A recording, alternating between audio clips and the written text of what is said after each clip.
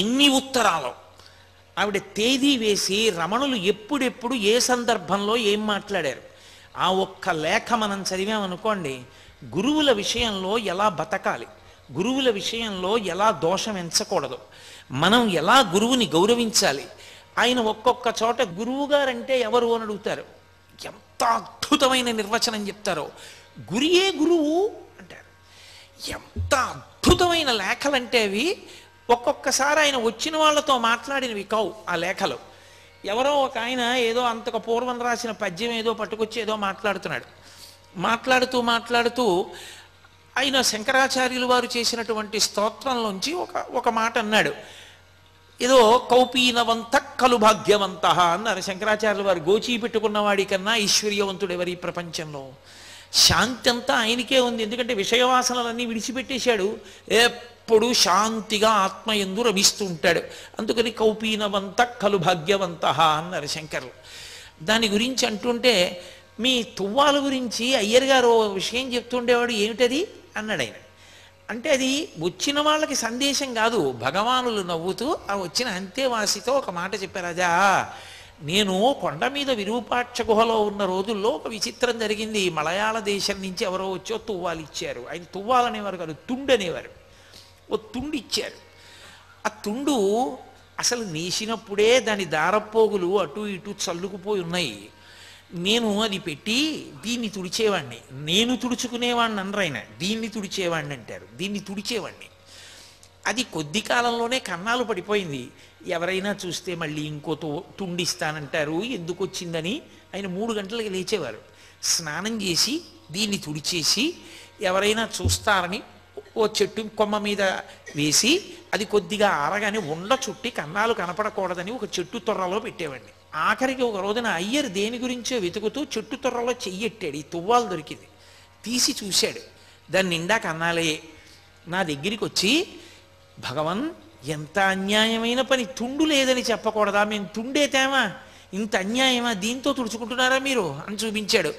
ఏమయ్యా తుండు అలా ఉందంటావే, అన్ని 1000 కన్నాలు ఉన్నాయి, సహస్రాక్షుడు ఇంద్రుడు నాకు తుండయ్యాడయా అని పొంగిపోయాను ఆ రోజుల్లో అని ఒక చిరునవ్వు నవ్వి, మహాపురుషుడు నిజంగా ఒక జ్ఞాని ఎలా బ్రతుకుతారో, ఒక జ్ఞాని జీవితం ఎలా ఉంటుందో, ఆయన మాట్లాడితే ఎలా ఉంటుందో, ఆయన కదిలితే ఎలా ఉంటుందో, ఆయనకి శరీర స్పర్శ ఎంత లేకుండా ఉంటుందో, ఆవిడ వ్రాసిన లేఖలు చదివితే తెల్లబోతారు మీరు. అసలు ప్రపంచానికి తెలియని రహస్యం ఒక్క సూరినాగమ్మ గారి లేఖల వలన బయటికి వచ్చింది. అందరూ రమణులకు సర్కోమా వచ్చింది అనుకున్నారు. ఎన్ని ఆపరేషన్లు చేసినా సెలేసింది అది. ఆయనే శరీరాన్ని త్యజించారు. ఆయన పట్టించుకోలేదు. ఆయనే కావాలనుకుంటే శరీరాన్ని ఒకప్పుడు కామెర్లు తగ్గించుకున్నారు. ఆయన తగ్గించుకోగలరు. సూరి నాగమ్మ గారు ఎన్నో పర్యాయాలు అడిగారు, భగవన్ ఈ వ్యాధి తగ్గించుకోకూడదా అని. ఏదో అంటున్నారు చూద్దాం అనేవారు అంతే తప్ప పట్టించుకునేవారు కాదు. అంత నొప్పి, అంత బాధతోటి అసలు ఎన్నడూ బాధగా ఉందని కూడా అనేవారు కాదు. ఆ రాతి సోఫా మీద అలాగే చేయి పెట్టి కూర్చునేవారు. అలాంటి ఆయన ఒకప్పుడు పడిపోయారు. పడిపోయినప్పుడు దెబ్బ తగిలి వెన్నుపూసల కింద ఉన్నటువంటి నరం తెగిపోయింది. ఆ నరం తెగిపోయినటువంటి కారణం చేత నిత్తురు కారిపోయి వారి గోచి అంతా తడిసిపోయింది. అసలు దాని పోటు ఇంకా అంతా ఇంత కాదుట. అసలు సాధారణంగా ఏం చెప్తారంటే, సర్కోమా కానీ వస్తే అలా సెలవేసి బద్దలై నెత్తురు కారిపోతుంటే లోపల నీరసం, అంత నెత్తురు పోయి, దానికి తోడు విపరీతమైన పోటు, దానికి తోడు వెన్నుపూసలో నరం తెగిపోయింది, ఆ నడుము అంత పోటు. ఆయన కనీసం చాలా నొప్పిగా ఉంది అని ఎప్పుడూ అనేవారు కాదు. ఏమిటో ఇదేమో నిప్పెడుతుంది, ఇదేమో బాధపడుతుంది. డాక్టర్లను చూపించి వాళ్ళేమో తగ్గిస్తామంటారు, వాళ్ళు రేడియం సూదులు కట్టారు. ఇదేమో తగ్గనంటుంది, వాళ్ళేమో తగ్గిస్తానంటారు. చూస్తున్నాం తమాషా, ఎవరు గెలుస్తారో అనేవారు తప్ప నాకు నిప్పెడుతోంది అన్న మాట ఆయన ఎప్పుడు వాడలేదు.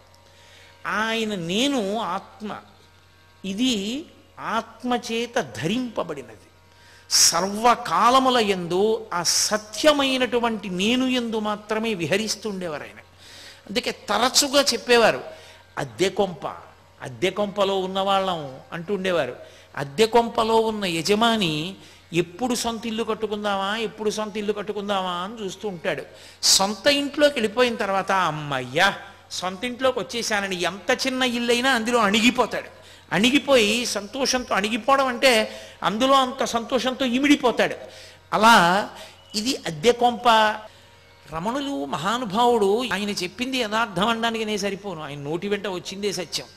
సొంత ఇంటికి చేరిపోతే దీపం ఉండగా ఇల్లు చక్క పెట్టుకుని సొంత ఇంటికి వెళ్ళిపోయాడే వాడు శాశ్వతమైన ఆనందాన్ని అనుభవిస్తాడు. సొంత ఇంటికి వెళ్ళిపోవడం అంటే ఆత్మలోకి ప్రవేశించేసినటువంటి వాడు ఇక ఈ సంబంధంతో ఉండడు, విషయవాసనల వెంట తిరగడు. కాబట్టి నిరతిశయమైన శాంతితో ఆనందంతో ఉంటాడనేవారు. చిన్న చిన్న సందర్భాలను అడ్డుపెట్టి ఎంత అద్భుతంగా మాట్లాడేవారు. ఆయన భోజనం చేసి హాల్లోకి వస్తున్నారు ఒకసారి. పాత శిష్యులు కొంతమంది, కొత్తగా చేరినటువంటి వాళ్ళు కొంతమంది రమణ మహర్షి దగ్గర మాకు చనువు అంటే మాకు చనువు అని దెబ్బలాడుకున్నారు. దెబ్బలాడుకుని భగవాన్ వచ్చిన తర్వాత అడుగుతాం, వీళ్ళ పక్షం చెప్తే వాళ్ళు వెళ్ళిపోతారు, వాళ్ళ పక్షం చెప్తే వీళ్ళు వెళ్ళిపోతారు, సిద్ధపడిపోయారు. దెబ్బలాడుకుని కూర్చున్నారు. రమణులు రానే వచ్చారు భోజనం చేసి. తీరా వచ్చిన తర్వాత ఆయన లోపలికెడుతూ ఇలా చూశారు రెండు వర్గాల్ని. ఇంతలో వెనక ఓ కుక్క వచ్చింది ఆశ్రమంలోకి. ఆశ్రమంలో ముందు నుంచి ఉన్న కుక్కను తరిమింది. ఆ కుక్క అరుచుకుంటూ పారిపోయింది. ఆయన వెనక్కి తిరిగి అన్నారు, కుక్కలు కదూ, పాతవి కొత్తవి కలిసి ఉండలేవు, కొత్త వాటిని పాతవి తరుగుతాయి, పాత కొత్త భావనలతో దెబ్బలాడుకునేవి కుక్కలు అని లోపలికి వెళ్ళారు. ఇక మళ్ళీ ఎప్పుడు ఎవరు ప్రస్తావన తేలేదు. సర్వజ్ఞుడు మహానుభావుడు ఒక కుక్క మీద అడ్డుపెట్టి ఎంత తత్వం చెప్పేవారు. ఒక నెమలి గురించి మాట్లాడితే ఆయన ఎంత అద్భుతంగా మాట్లాడేవారు. ఆయన మాట్లాడినటువంటి మాటలు ఎప్పుడెప్పుడు ఆయన ఏ మాట మాట్లాడారో ఆ మాటల్ని యథాతథంగా తీసుకొచ్చారు. ఒకప్పుడు నటనానంద స్వామి అని ఒక ఆయన రమణ మహర్షి దగ్గరికి వచ్చాడు. వచ్చి నాకు మీలాగే ఈ శరీరం మీద భ్రాంతి పోయింది, సన్యాసం తీసుకుందాం అనుకుంటున్నాను, ఎందుకు వచ్చిన దిక్కుమాలిన శరీరం, ఇదేమైనా శాశ్వతమా ఏమైనానా అన్నాడు. అలా సన్యాసం తీసుకోకూడదు, తగినంత పరిపక్వత లేకుండా కుదరదన్నారు రమణ మహర్షి.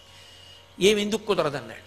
అయ్యి మీరు తీసుకోవాలా, మీరు ఒడ్డును కూర్చోవాలా, మీరు సంతోషంగా ఉండాలా, మేము మాత్రం తీసుకోకూడదా అన్నాడు ఆగ్రహంతో. ఆయన అన్నారు, నేను తీసుకునేటప్పుడు ఎవరిని అడగలేదన్నాడు. పూర్తి వైరాగ్యంతో అరుణాచలం వచ్చేసారంతే తప్ప ఎవరిని అనుమతులు అడగలేదు. ఏమంటే నేను చాలా చికాగ్గా ఉంది, వైరాగ్యం వచ్చేసిందండి, ఏమిటండి ఈ శరీరం, సన్యాసం తీసుకుంటానని నేను అనలేదు.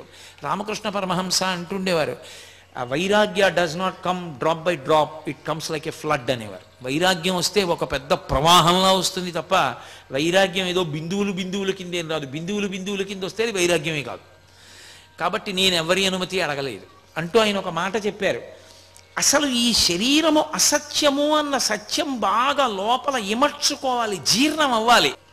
ఈ శరీరం యొక్క స్థితి ఏమిటో బాగా అర్థం అవ్వాలి అని ఆయన ఒక ఉపమానం చెప్పారు.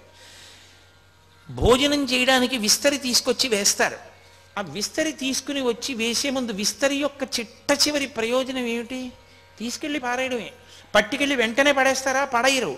బాదమాకులన్నీ కోసి తెస్తారు, వాటినన్నిటినీ కడుగుతారు, శుభ్రంగా తుడుస్తారు, చీపురు పుల్ల తీసుకొచ్చి సన్నగా చీలుస్తారు, అందంగా తినేటప్పుడు ఊడి ముద్దలో కలవకుండా కుడతారు, కుట్టి విస్తరి తీసుకొచ్చి వేస్తారు, నేతి చుక్క వేస్తారు, వడ్డన చేస్తారు, కూర్చున్నవాడు పరిశీచనం చేస్తాడు, మౌనంగా భోజనం అంతా చేస్తాడు, ఉత్తరాపోసనం పడతాడు, పట్టి లేచిపోతాడు, అప్పుడు విస్తరిని మడత పెట్టి పారేస్తారు.